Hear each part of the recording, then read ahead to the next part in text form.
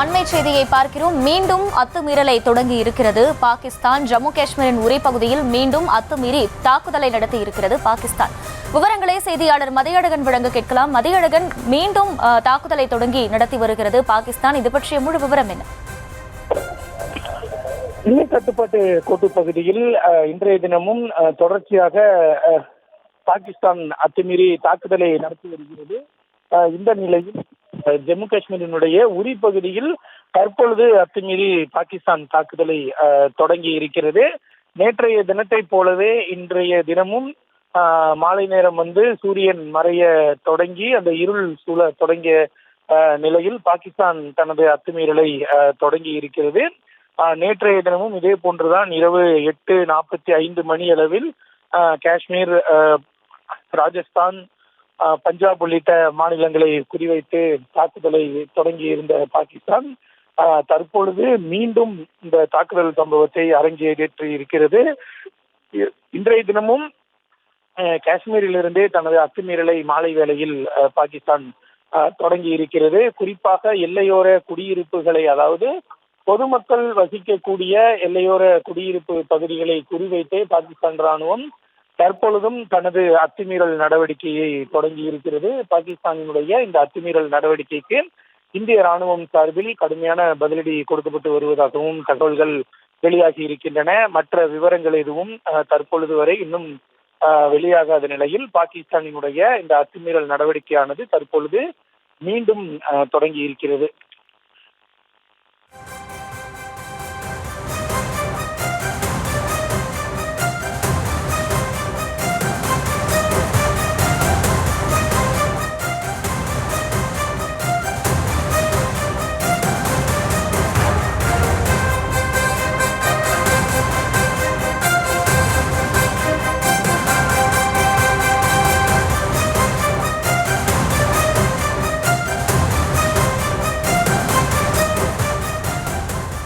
மற்றும் ஒரு அண்மை செய்தியை பார்த்து வருகிறோம்.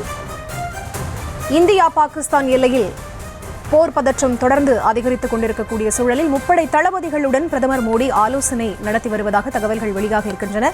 விவரங்களோடு இணைகிறார் செய்தியாளர் மதியழகன். அவரிடம் பேசலாம். வணக்கம் மதியழகன். முப்படை தளபதிகளோடு பிரதமர் மோடி தற்போது நடத்தி வரக்கூடிய இந்த ஆலோசனை எந்த அளவுக்கு தற்போதைய சூழலுக்கு முக்கியத்துவம் வாய்ந்ததாக கருதப்படுகிறது? விவரம்.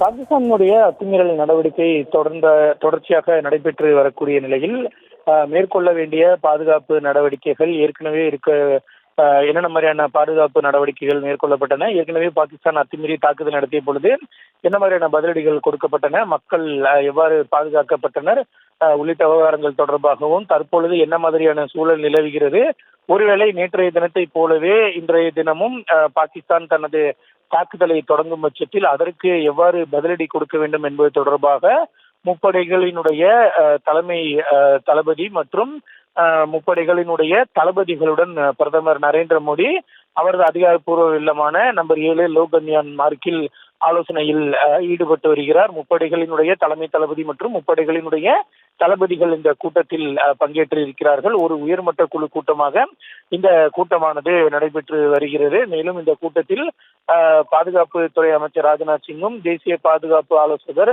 அஜித் தோவாலும் இந்த கூட்டத்தில் பங்கேற்று இருக்கிறார்கள். பிரதமர், பாதுகாப்புத்துறை அமைச்சர், தேசிய பாதுகாப்பு ஆலோசகர், முப்படைகளினுடைய தலைமை தளபதி, 3 படைகளினுடைய தளபதிகள் என அனைத்து முக்கிய பிரமுகர்களும் கலந்து கொள்ளக்கூடிய மிகவும் முக்கியமான கூட்டமாக இந்த உயர்மட்ட குழு கூட்டமானது இருக்கிறது. இந்த கூட்டத்தில் ஏற்கனவே இருக்கக்கூடிய பாதுகாப்பு சூழல்கள், இனிமேல் என்ன மாதிரியான பாதுகாப்பு நடவடிக்கைகள் மேற்கொள்ளப்பட வேண்டும் என்பது குறித்து ஆலோசனையானது நடைபெற்று வருகிறது. குறிப்பாக நேற்றைய தினத்தை போலவே பாகிஸ்தான் தனது தாக்குதல் நடவடிக்கையை தொடங்கும் பட்சத்தில் அதற்கு எவ்வாறு பதிலடி கொடுக்க வேண்டும் என்பதுதான் இந்த கூட்டத்தினுடைய முக்கிய நடவடிக்கையாக இருக்கிறது. மேலும் அடுத்த கட்டமாக இந்த விவகாரத்தில் என்ன மாதிரியான நடவடிக்கைகள் மேற்கொள்ளப்பட வேண்டும் என்ற ஒரு ஆலோசனையும் மேற்கொள்ளப்பட்டு வருகிறது. ஏனென்றால் பாகிஸ்தானை பொறுத்தவரை தொடர்ச்சியாக இந்திய மக்களினுடைய எல்லையோர மக்களினுடைய குடியிருப்புகள், அது மட்டுமல்லாமல் இந்திய ராணுவ நிலைகளை குறிவைத்துதான் ட்ரோன் தாக்குதலும் நடத்தி வருகிறது. அதே போல தரைவழி தாக்குதலும் நடத்தப்பட்டு வருகிறது. எனவே இதையெல்லாம் எவ்வாறு தடுப்பது, இதற்கு எவ்வாறு பதிலடி கொடுப்பது உள்ளிட்ட விவகாரங்கள் தொடர்பாக பிரதமர் இந்த முக்கியமான ஆலோசனை கூட்டத்தை நடத்தி வருகிறார்.